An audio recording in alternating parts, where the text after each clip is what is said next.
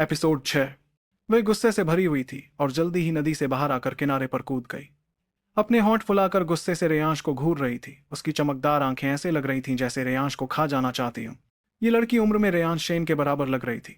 सुंदर कद, काठी, चमकदार आंखें और मोती जैसे दांत, चेहरा सफेद संगमरमर की तरह, हल्के नीले रंग की लंबी पोशाक पहने हुए वह एक दुर्लभ सुंदरी थी। रेयांश शेन ने इतनी खूबसूरत लड़की पहले कभी नहीं देखी थी और एक पल के लिए उसकी नजरें उस पर टिक गईं। ये लड़की अभी अभी नदी से निकली थी, इसलिए उसके कपड़े पूरी तरह भीग गए थे और अब उसके शरीर से चिपक रहे थे। लड़की की गोरी चमड़ी और मोहक वक्र साफ दिखाई दे रहे थे। यहाँ तक कि उसके अंतर वस्त्र पर बने छोटे कुत्ते के डिजाइन भी रेयांश की नजरों में आ गए। उसके सीने का उभार देखकर रेयांश का गला सूखने लगा। रेयांश की नजरों से लड़की को एहसास हुआ कि कुछ गलत है और तुरंत गुस्से से चिल्लाई, बदमाश। उसके पूरे शरीर से आध्यात्मिक शक्ति का विस्फोट हुआ और गर्म हवा के झोंके ने रेयांश को कई कदम पीछे ढकेल दिया। उसके भीगे हुए कपड़े तुरंत सूख गए। तब वो बुरी तरह घूरते हुए दांत पीस कर बोली, तुमने तुमने अभी क्या देखा? रेयांश ने तुरंत कहा, कुछ नहीं देवी जी, मैंने कुछ भी नहीं देखा। रेयांश को इतने गंभीर अंदाज में देखकर वो माफ कर देती है, लेकिन अभी भी गुस्से में बोली, कैसे हो तुम रेयांश? बहन ने सिर्फ तुम्हें डराना चाहा था और तुमने मुझे नदी में धकेल दिया। बड़े बदमाश हो। बहन? लेकिन रेयांश इस लड़की को पहचानता नहीं था, इसलिए पूछा, तुम कौन हो? इस तरह पूछे जाने पर लड़की की गुस्सैल शक्ल और भी बिगड़ गई। अच्छा, बहुत अच्छा, अब तुम अपनी बहन को भी नहीं पहचानते। मैं आराधना नायक हूँ, तुम्हारे दूसरे मामा यशवंत नायक की दूसरी बेटी हूँ। अरे हाँ, अब याद आया। रेयांश को अचानक इस लड़की की याद आ गई। दरअसल उनका बड़ा अनोखा रिश्ता था, क्योंकि वे दोनों एक ही साल, एक ही महीने, एक ही दिन पैदा हुए थे। रेयांश शैन का जन्म सुबह के समय हुआ था, इसलिए उसका नाम रेयांश रखा गया था। आराधना हमेशा घर में छुप कर रहती थी और बाहर नहीं निकलती थी, इसलिए रेयांश ने उसे कुछ ही बार देखा था और वो उसे भूल गया था। लेकिन कुछ बातें याद करके रेयांश ने खुशी से कहा, छोटी, तुम मुझसे बहन कहलवाना चाहती हो? हालांकि हम एक ही साल, एक ही महीने और एक ही दिन पैदा हुए थे, लेकिन मैं सुबह के समय और तुम शाम के समय पैदा हुई, इसलिए मैं तुम्हारा भाई हूं। ये कहकर वह आराधना के गुस्सैल चेहरे की परवाह न करते हुए जंगल में एक पत्थर ढूंढ कर बैठ गया। शैतान, रुको यहीं। आराधना रेयांश के सामने आकर ठंडे अंदाज में बोली, ठीक है भाई, बहन का मामला फिलहाल छोड़ते हैं। आखिर हम एक ही दिन पैदा हुए हैं तो उम्र बराबर ही मान लेते हैं। मैं यहां से गुजर रही थी तो देखा कि तुम मीटियोर फिस्ट का प्रयोग कर रहे थे, और वो भी बहुत अच्छे अंदाज में। ये कैसे हुआ? तो उसने देख लिया था। रेयांश ने सोचा कि उसका देखना कोई बड़ी बात नहीं। ये लड़की थोड़ी अहंकारी तो थी, लेकिन उसने कभी रेयांश का अपमान नहीं किया था। इस समय उसकी आंखों में भी वह तिरस्कार नहीं था जो आम लोगों में होता है।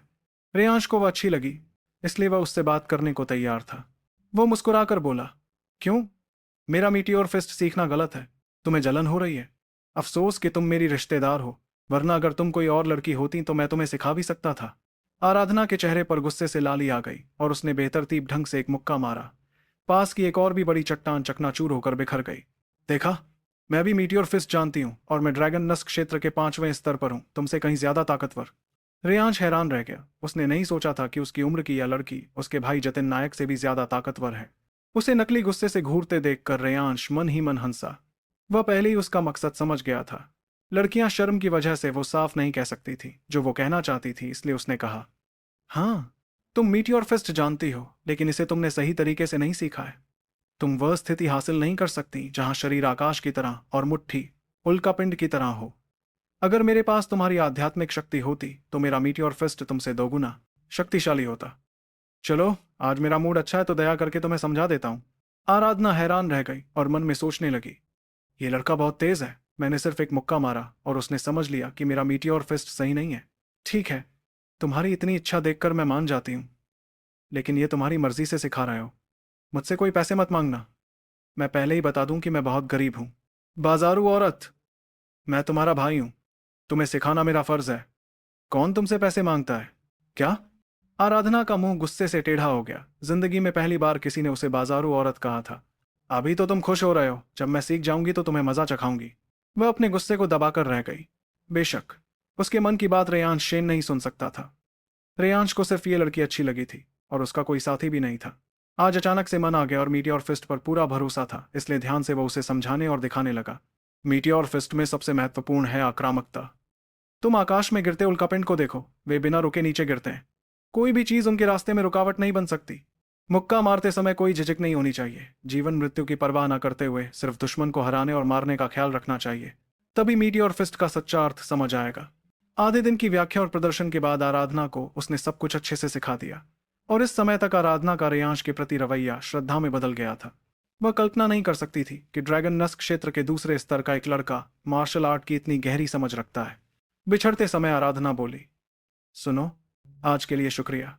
मीटियोर फिस्ट पूरी तरह सीखने के बाद कुल महासभा में लावण्या दीदी का सामना करने का मौका मिलेगा, और शायद हमारे कुल के सर्वोच्च रहस्य ड्रैगन सील को पाने का मौका भी मिले। ड्रैगन सील सुनकर रेयांश की आंखें चमक उठीं और उसने पूछा, छोटी, कुल महासभा कब है? लगभग 15 दिन बाद। लेकिन तुम ड्रैगन सील के सपने मत देखना। लावण्या दीदी पहले से ही ड्रैगन नस्क क्षेत्र के 6ठे स्तर पर है। युवा पीढ़ी में यशवीर भाई के अलावा कोई उनका मुकाबला नहीं कर सकता, और यशवीर भाई को तो पहले से ही ड्रैगन सील मिल चुका है। इस बार का ड्रैगन सील तो लावण्या दीदी के लिए तय है। अच्छा, अब नहीं बोलूंगी, मुझे जल्दी वापस जाकर साधना करनी है। ड्रैगन नस्क क्षेत्र के 6ठे स्तर तक पहुंचने की कोशिश करनी है। ये कहकर छोटी लड़की भाग गई। उसके काले बाल पीछे हिल रहे थे, वो बहुत प्यारी लग रही थी। रेयांश उसे जाते देखकर थूक निगलने लगा। ये छोटी लड़की दिखने और दिल दोनों में बेहतरीन है। काश भगवान अंधा ना होता और इसे मेरी ममेरी बहन न बनाता। बिल्कुल हाथ नहीं लगा सकता, बड़ी परेशानी है। नीले पत्थर पर बैठकर रेयांश नायक कुल की दिशा में देखने लगा। ड्रैगन नस्क क्षेत्र का 6ठा स्तर। 15 दिन बाद शायद मेरा जीतने का कोई मौका नहीं, लेकिन पिताजी ने जोर देकर कहा था कि मुझे ये ड्रैगन सील हासिल करना ही होगा। ये छोटी भी इतनी मेहनत कर रही है तो मैं कैसे लापरवाही बरत सकता हूँ। ड्रैगन नस्क क्षेत्र का 6ठा स्तर तो 6ठा स्तर। मैं अपनी जान लगाकर साधना करूंगा तो जरूर कुछ उम्मीद होगी। साधना, मेहनत, दृढ़ता। पसीना बहने लगा। रात होने तक रेयांश नायक कुल वापस गया। इस समय नायक कुल में दिए जल रहे थे और चारों तरफ रोशनी थी। अभी वह दरवाजे में घुसने ही वाला था कि एक बड़ा जुलूस बाहर निकला। रेयांश ने सिर उठाया तो वह सबके सामने खड़ा हो गया। वे लोग जो खुशी से बातचीत कर रहे थे तुरंत उसे देखने लगे। सबसे आगे एक सुंदर महिला थी, मीरा देवी, रेयांश की माँ। मीरा देवी के पीछे एक खूबसूरत लड़की चल रही थी। यही वह लावण्या नायक थी जिसके बारे में आराधना ने कहा था कि वह ड्रैगन नस्क क्षेत्र के 6ठे स्तर पर है।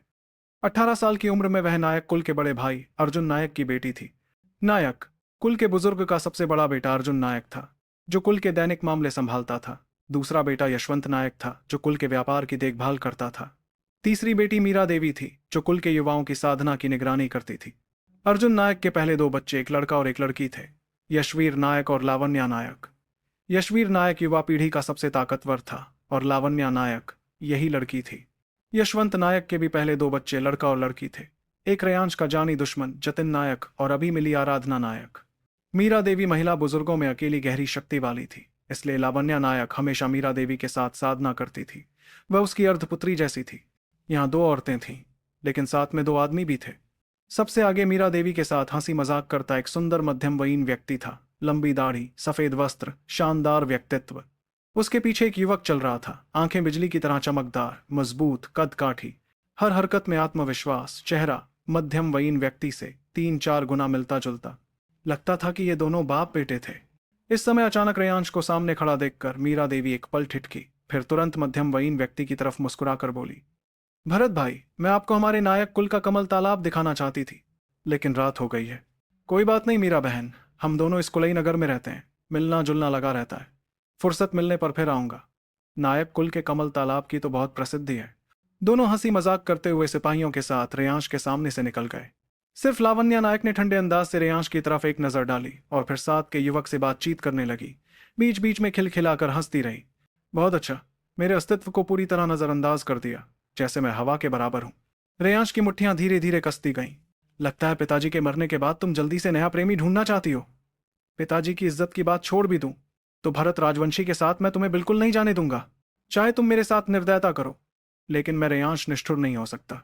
आखिर मेरा खून मांस तुमसे ही मिला है। भरत राजवंशी ऊपर से सभ्य दिखता है, लेकिन असल में कोई अच्छा आदमी नहीं है। पिछली बार पन्ना महल की कुछ लड़कियों को उसी ने मार डाला था। इस मध्यम वयीन व्यक्ति को मीरा देवी के साथ हंसी मजाक करते देखकर रेयांश को उस गहरी यादों का वह हादसा याद आ गया। पन्ना महल की वे लड़कियां उसकी अच्छी दोस्त थीं, कला बेचती थी ना कि शरीर, लेकिन उन्हें चुपके से अगवा कर लिया गया था। अगर रेयांश ने अचानक ना देखा होता तो वह कभी नहीं जान पाता।